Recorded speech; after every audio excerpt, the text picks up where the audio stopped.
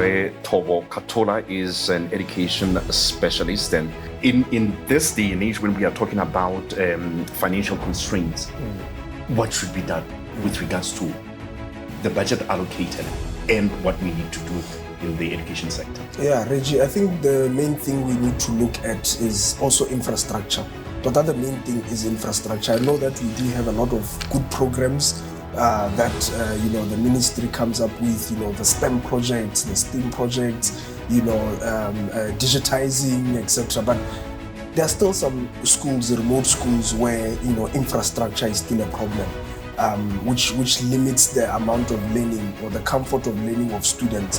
If students are learning in a classroom which is dilapidated, there's no stationery, there are no textbooks, how do we even expect to have a conversation of AI and the fourth industrial revolution when the classroom itself is not in a good condition? Or sometimes even students are forced to go and learn outside under the trees, things that we've seen 20, 30 years back, even up to today. The schools in Gaborone, think if you drive past the primary schools, you can see some of the students are learning under the tree.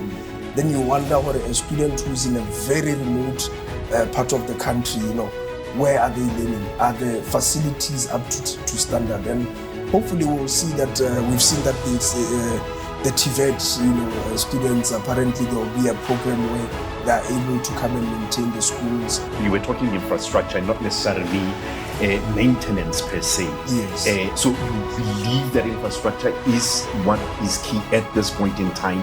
We should ensure that every child is able to access a housed classroom, yes, as well as before even we get to issues of what they are going to be using in there. Yeah, the basics. I mean, just the simple desk, chair, that comfortable desk, comfortable chair that a student can use. We've actually been privileged as Lion Tutoring, the company that I own. We've been tutoring students in other, public schools, and we'd see where students would need to write on their laps.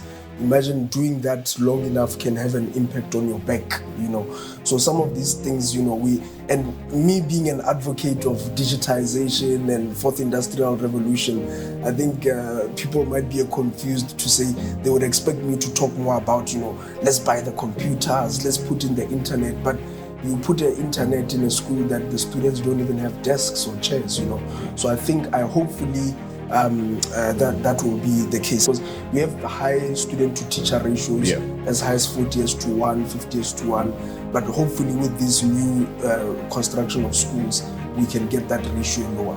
What needs to be done? And is government on the right track in thinking, okay, this is where we should go? Yeah, no, absolutely. Government is on the right track.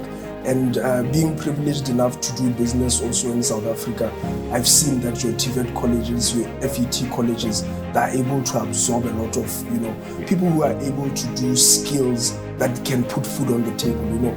If you are not able to do electrical engineering, but you have a passion, an electrical passion, you can go to your TVET college and do a degree where you can be able to wire a house, you can be able to do bricklaying, you can be able to do plumbing. And once you've graduated from there, you can be marketable in the job market. You can literally even start your own business as a plumber. The issue has been coming up over and over again to say we are training people who are mismatched to what our industries want.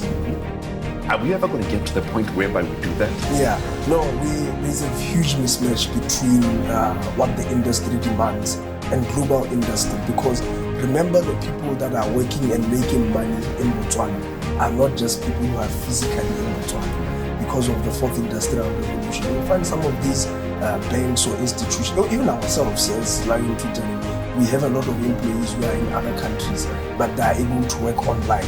They are able to tutor students who are here. They are able to do administrative duties, accounts, finance duties in Nairobi, in Cape Town, in Johannesburg. So those are kind of what we need to really upskill and look at the curriculum for it to match the global standard. Let's not just look at Botswana standard.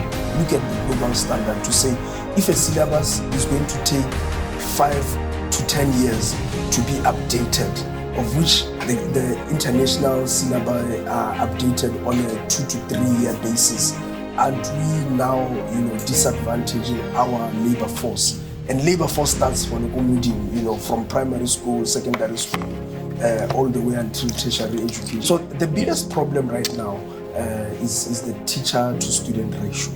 So whichever interventions we may bring, if they do not address this issue, it becomes very difficult. So even if we can bring technology, if we can bring smart boards, those are all good initiatives. We support those initiatives. But another bigger underlying issue is your teacher to student ratio. 40 students, 1 teacher is really not practical. We need to get as low as your 30 or 20 learners as to 1 teacher. We haven't said much about a teacher satisfaction at work. Oh, they are wealthy. Are we fine? Yes, well, teacher welfare is, I think, with most of the unions, we obviously get a sense of that.